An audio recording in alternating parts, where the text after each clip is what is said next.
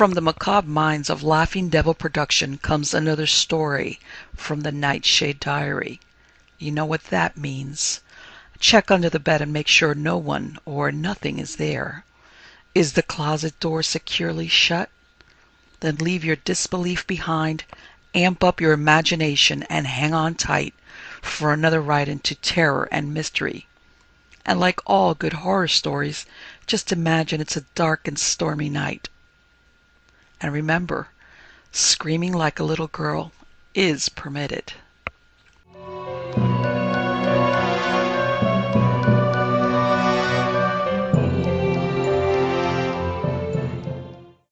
The horror of the pool. As I've already remarked, there are many traditions and stories of ghostly happenings associated with my branch of the old O'Donnells and my grandmother's family, the Vises of Cork and Limerick. There are also many stories of the supernatural associated with my O'Brien and Monsell forebears.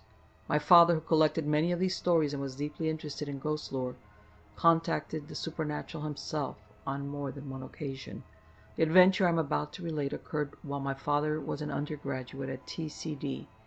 He arranged one long vacation to go on a walking tour in the west of Ireland with his friend Bob Hunt of Limerick.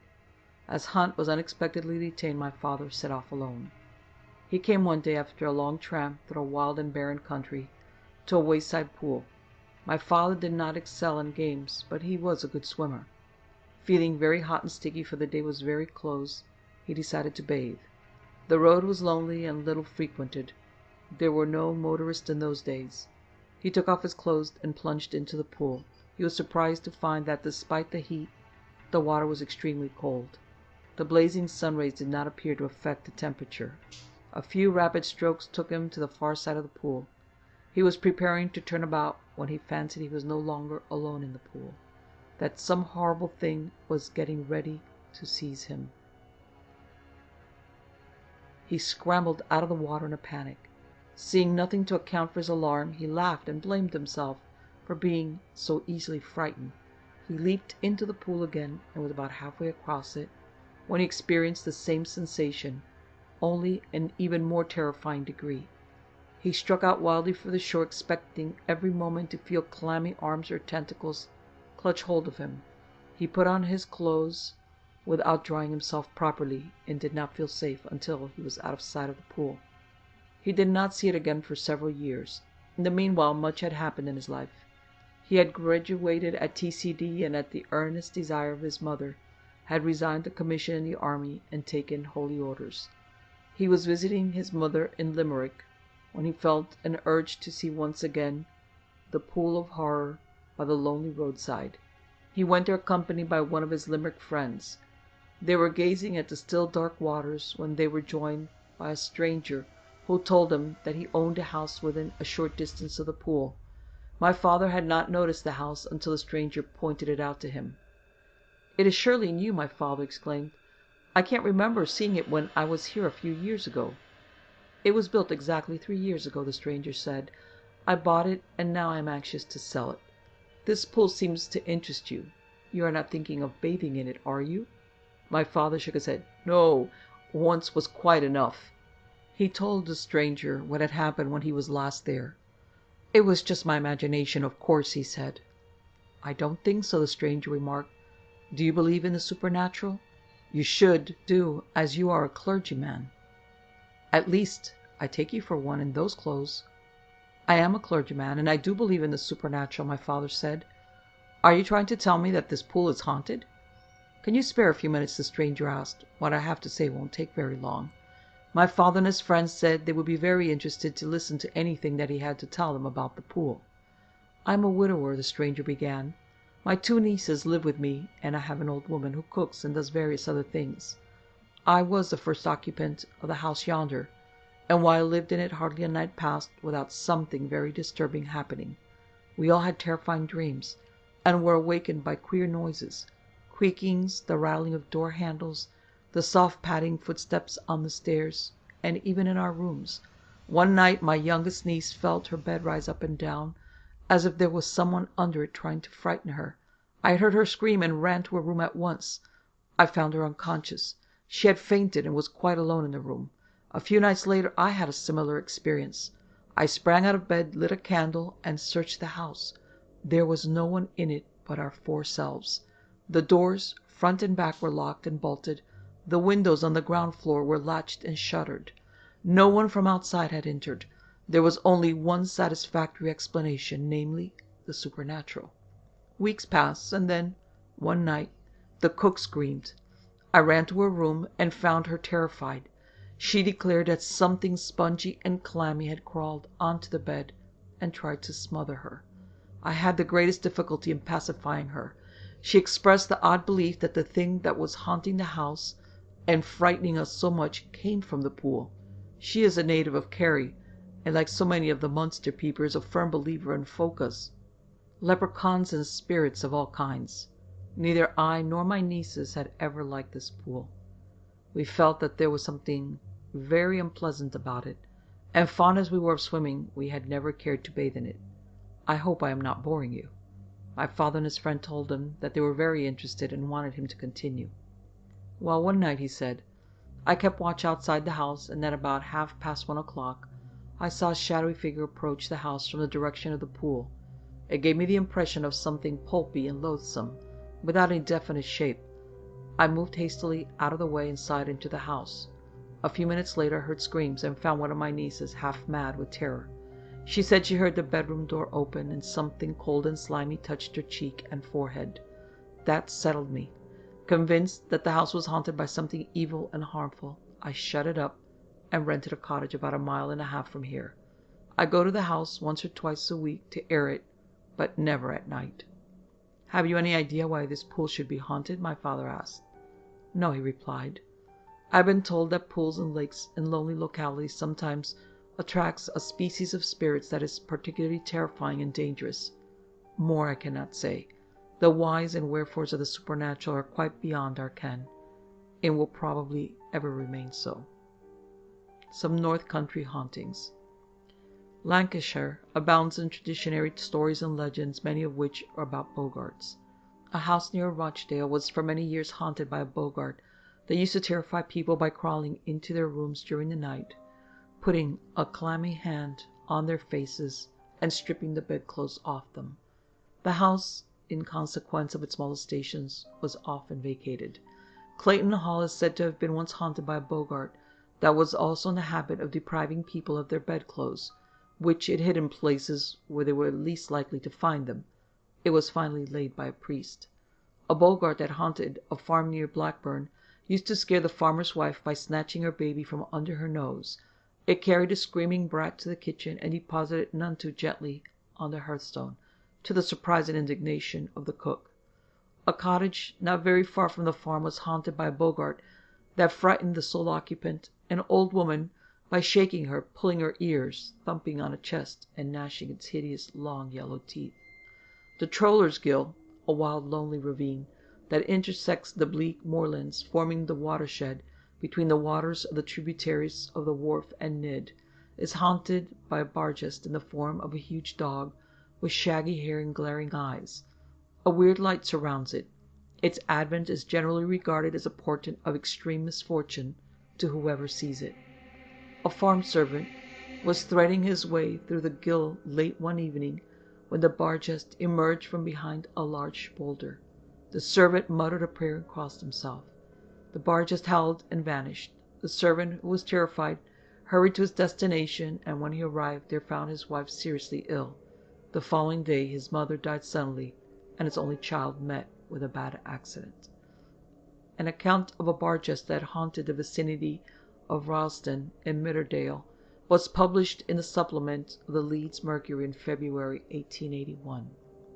A man named Billy was returning home late one night from Grassington when he heard the clanking of a chain, a sure sign of the near proximity of a Bargest.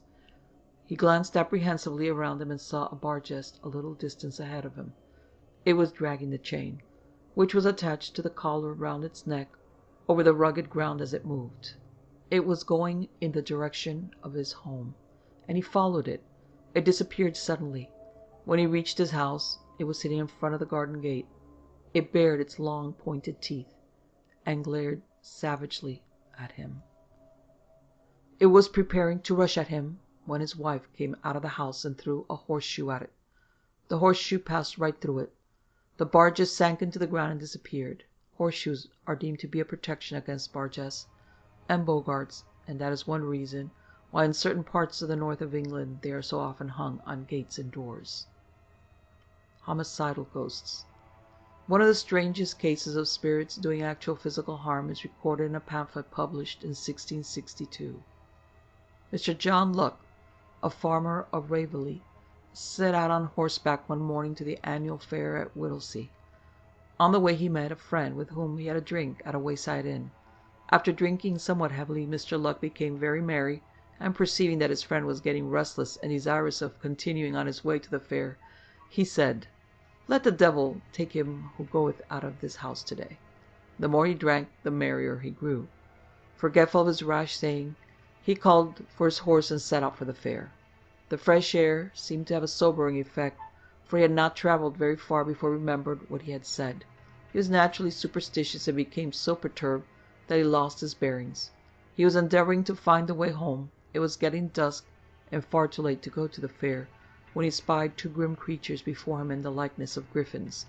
They handled him roughly, took him up in the air, stripped him, and then dropped him, a sad spectacle, all gory, in a farmyard just outside the town of Doddington. There he was found lying upon some harrows. He was picked up and carried to a house which belonged to a neighbouring gentleman. When he had recovered sufficiently to talk, he related what had happened to him. Before very long he grew into a frenzy so desperate that the inmates of the house were afraid to stay in the room with him. Convinced that Luck was under evil influence, they sent for the clergyman of the town. No sooner had the clergyman entered the house than Luck, howling like a demon, rushed at him and would have torn him to pieces, had not the servants of the house come to the rescue. They succeeded with great difficulty in overcoming Luck and tying him to the bed. No one was allowed to enter his room, the door of which was locked. The next morning he was found lying on the bed with his neck broken, his tongue out of his mouth, his body black as a shoe, all swelled, every bone out of joint, and an expression of the greatest horror in his eyes. Those who viewed his dead body, and knew what he had said at the inn about the devil, expressed their conviction that he had met his death at the hands of Satan's fiends. A very unpleasant case of haunting. Also by something very evil was reported in the Weekly Budget. A young man residing at a boarding house in a town in the United States of America began suddenly to grow very pale and thin. He awoke every morning to find a curious puncture on one of his arms, from which blood had apparently been drawn. Considerably puzzled as to the cause of the puncture, he lay awake one night, and when he felt something cold press against one of his arms and bite him, he lit a candle at once.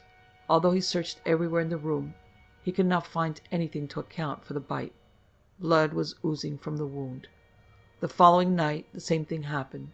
This time he sensed a presence in the room, but when he lit the candle he saw nothing. He felt such a horror of the room that he left the house and moved elsewhere. Other people who occupied the room after he left had similar experiences. The house, in consequence, obtained an evil reputation. People who lived in the town believed that it was haunted by a vampire, that is to say, by the accursed body of some former dweller in the house who could not find rest in the neighboring cemetery, but nightly left the grave to suck the blood of anyone who slept in the room which it had occupied when alive. When I was ranching in the far west of the United States, I stayed one night in the cabin of a man named Trench, who lived in the heart of a vast forest in the region of the Cascade Mountains. He lived quite alone. There was no human habitation near him. He told me that he often heard strange, unaccountable noises, and that one night, when he could not sleep, he saw a tall, luminous green figure standing in the doorway of the cabin. It was quite nude, with long arms and legs, and a long white face, with no nose, mouth, or ears, only long, glittering, evil eyes. Trench tried to reach his gun, which was on the floor near the bed, but he was temporarily paralyzed, and in that state unable to move a limb or utter a sound. He watched the figure into the cabin and bend over his dog, which was lying in a corner of the room. The dog gave a yelp of pain and terror. The sound it made freed Trench from the spell which bound him. He got hold of his gun and fired at the figure. The bullet seemed to pass right through it. The figure vanished. When Trench looked at his dog, it was lying crumpled up with its neck broken. I told Trench about an experience that I had one night in the forest. I was returning home on horseback from Crater Lake, at the time seldom visited except by Indians from the neighboring reservation territory. Every now and then I heard coyotes in the distance. There is no mistaking the canine bark that ends in an unmistakable lupine howl. I had to dismount once in order to kill a rattlesnake that seemed inclined to dispute the right of way with me. Soon after this little diversion I came to a clearing in the forest, through which the track wound a sinuous course. Some little distance ahead of me was a solitary tree on a bare piece of ground that skirted the track. There was something very sinister in the appearance of the tree. It was quite naked and looked as if it had been blasted. "And your horse would not go near it?" Trench exclaimed. "You are quite right," I said. "It stood stock still and trembled, as it had had the ague." "I know the tree," Trench observed. "No animal will go near it. It is called the Tree of Death, because so many people have been found dead under it. The Indians say it is haunted by a spirit with the trunk of a woman and the head of a coyote, that lures people to the tree and either induces them to commit suicide or murders them." He asked if I had ever heard of a phantom tree. I said that I had heard of phantom trees in Europe, Asia, and Africa, but not in America. He told me that there was one in the forest, that the Rogue River Indians called it the Devil Tree, and that whoever saw it always met with grave misfortune afterwards. I told him that I hoped I should never see the Devil Tree, as I considered that I had more than my share of misfortune. Very unusual hauntings. Herr von Bosco, in his autobiography, states how he was haunted for some considerable time by a very aggressive ghost. He was engaged one evening, soon after the Battle of Jena, in translating a pamphlet into Polish, when he felt a vigorous poke in his loins. He looked round and saw a boy of about 12 years of age. There was no one else in the room, the door of which was shut. Had anyone entered, he must have heard him.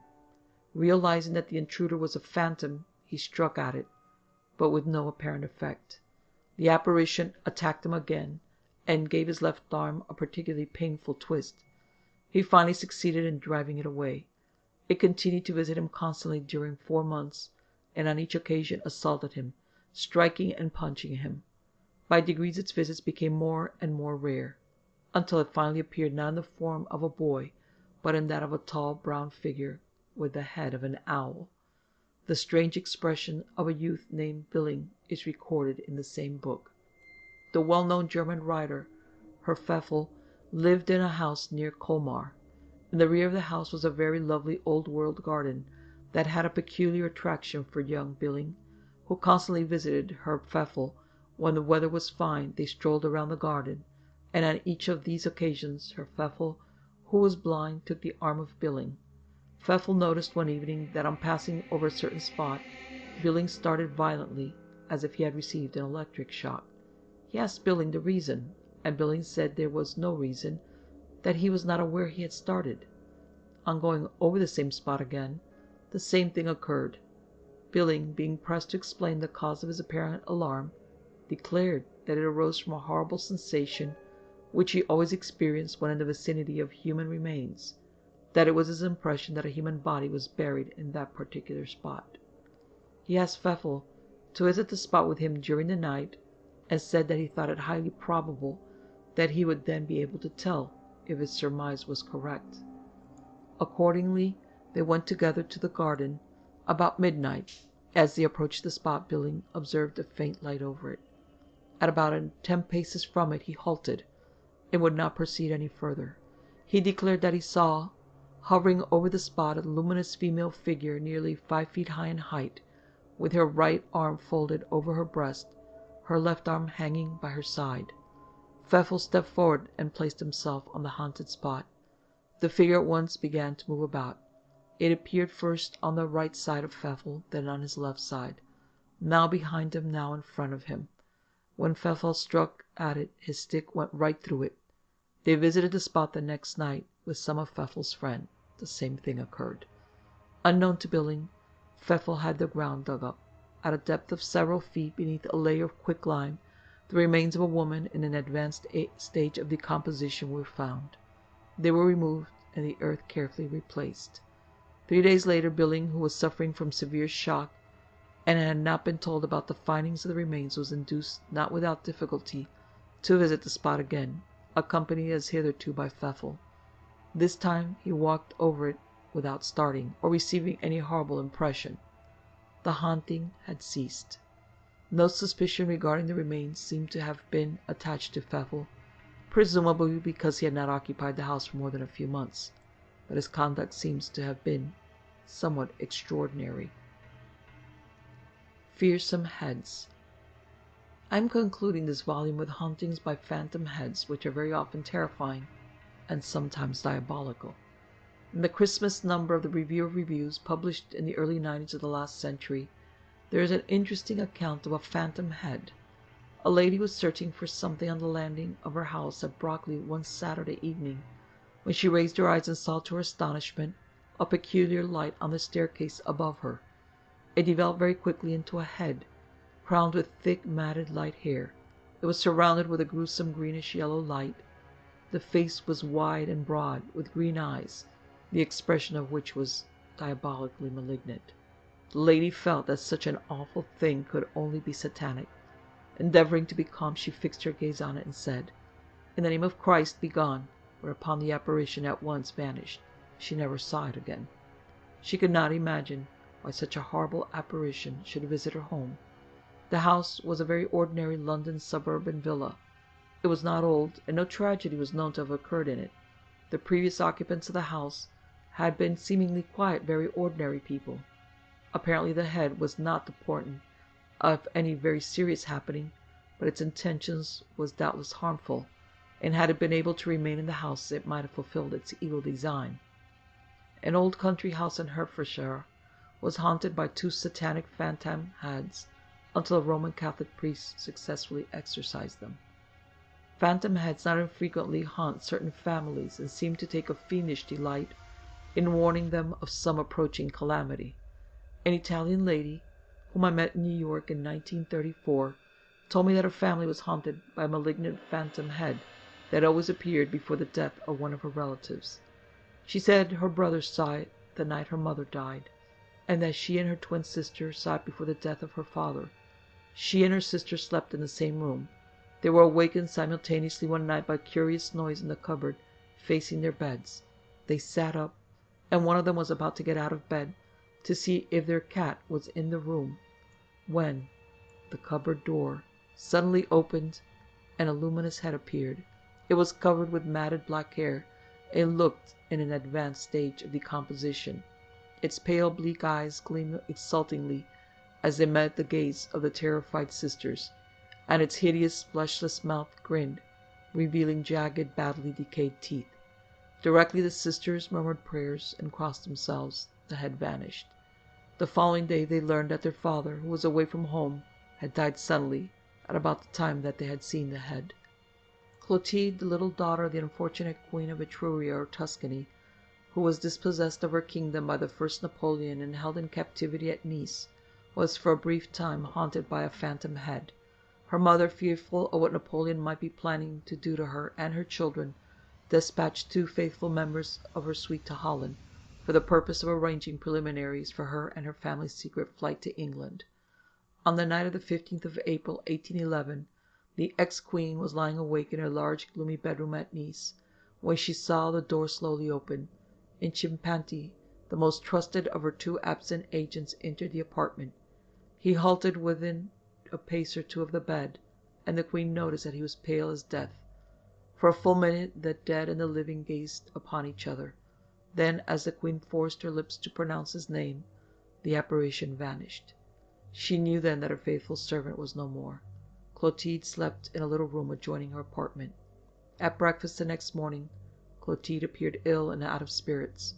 With difficulty her mother prevailed upon her to explain the cause, when, with a burst of tears, she declared that Cimpanti had kept her awake the whole night by perpetually thrusting his head into the room, and that from his strange, wild look and white face she was certain that he must be seriously ill or mad.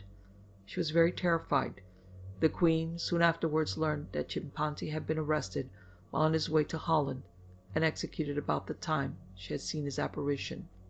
Robert Hunt, in Popular Romances of the West of England, relates a haunting by half a face.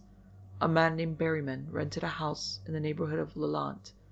His son James said that when he was in bed at night, he often saw half a man's face, enveloped in a gruesome light, enter the room, stop for a few moments at the foot of his bed, and then vanish. He was always terrified. Immediately before it appeared, the cat, which slept in the room, always jumped onto the bed and tried to hide itself under his clothes. James said his father never admitted that he saw the apparition, but seemed very glad when he relinquished his tenancy of the house. Phantom heads lacking features seem to be fairly common. The phantom of a woman with no eyes haunted Barton Hall in Somerset and terrified two sisters who saw it. The famous brown lady phantom of Rainham also lacked eyes. One of the ghosts that haunted a house near the Roman Catholic Cathedral in Birmingham had no features. Its face was a complete blank. Leap Castle in Ireland was for many years reputed to be badly haunted. One of the ghosts resembled a little old man in green clothes. The other ghost, which was also small, had a featureless face and was covered with something resembling wool. It haunted a gallery in the castle and terrified people by creeping noiselessly up to them and suddenly putting clammy hands that had no fingers on their shoulders. One lady was very ill for months after she saw it. The haunting, which ceased more than 50 years ago, was said to be due to certain dark deeds perpetrated in the castle by an ancient Irish chieftain, who for his many evil deeds was doomed to haunt the castle for 7 centuries. One of the most ghastly accounts of a complex haunt, in which one of the phenomena was a terrible head, was published in the San Francisco Examiner in 1891. A farmer named Walsingham rented a house in Oakville. Shortly after he had moved into it, the whole household was disturbed at night by the banging of doors, ringing of bells, and howling of the farmer's dog, a big, intelligent mastiff. Mr. Walsingham went downstairs to see what was happening, and found the dog in the hall whining and barking. It leaped fiercely at some invisible presence and fell back, as if flung by powerful hands. It lay huddled upon the ground, and when Mr. Walsingham examined it, he found its neck had been broken. The noises occurred night after night, and in addition to those mentioned, there were shouts, groans, piteous cries, and hideous laughter. One evening Miss Alice Walsingham was arranging her hair in front of the dressing-table mirror when she felt a hand grip her shoulder. Thinking that it was her father, she turned quickly round. No one was there, but when she looked at the mirror, she saw in it the reflection of a great ugly hand on her arm. She screamed, and the hand vanished. Mr. Walsingham was in the garden one day and saw footprints of some invisible being formed beside his own on the soft soil. One night, while the family was having supper, blood dripped from the ceiling onto the table, and they all heard the most diabolical noises in the room immediately above them. When they went to the room, the noises ceased at once, and there was nothing visible to account for them. The Walsinghams left the house the next day. After they left, people passing by the house after nightfall heard shouting, yelling, and groaning, and saw gruesome lights in the windows. A man named Horace Gunn of Savannah spent the night in the house, and was found in the morning by his friends, lying on the floor in a swoon. He was taken home by them and was ill for days. He said that when he entered the house and tried to light a lamp in one of the rooms, the icy breath of some unseen person blew it out, and he had to remain in the dark. After he had been there for some time, he heard shouts of rage, yells of pain, and feet racing up the stairs and all over the house, as if one person was chasing another. When the chase ended, there were screams of agony, as much groaning and moaning, succeeded by peals of fiendish laughter. After these sounds ceased, there was a long silence. He was thinking that the haunting was over for the night when he saw a spherical, eerie light in the room. It developed very gradually into a head with long, gray, matted hair. There were bloodstains on the forehead. The eyes, which were wide open, gleamed with an unearthly evil light as they gazed at Mr. Gunn, who was too appalled to move or utter a sound. The head floated in the air about 5 feet 6 inches above the floor. There was no sign of any body. Directly the noises recommenced with greater violence than before, the head vanished. Mr. Gunn made for the front door at once, and had nearly reached it when he was thrown down. Icy hands gripped his throat, and he lost consciousness. He was in that state when his friends came to the house. The marks of bony fingers with long nails were visible on his throat for several days after his harrowing experience. The house had by this time acquired such an evil reputation that no one would occupy it, and it was ultimately demolished. Many human bones were found under it and in its grounds.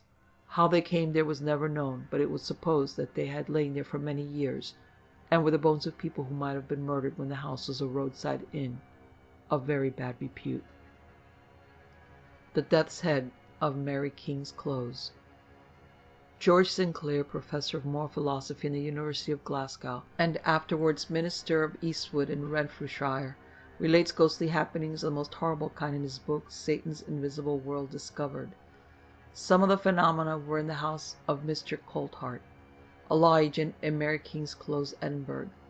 Mr. Colt Hart, finding that the house he was occupying in Edinburgh was rather too small for his family and rapidly increasing business, moved to a much larger and more imposing residence in Mary King's Close. He was warned that the house was haunted, but not believing in ghosts, he ridiculed the idea. His maidservant, upon hearing what was rumored about the house, would not stay in it. Consequently, Mr. and Mrs. Colt Hart were obliged to manage as best they could without her.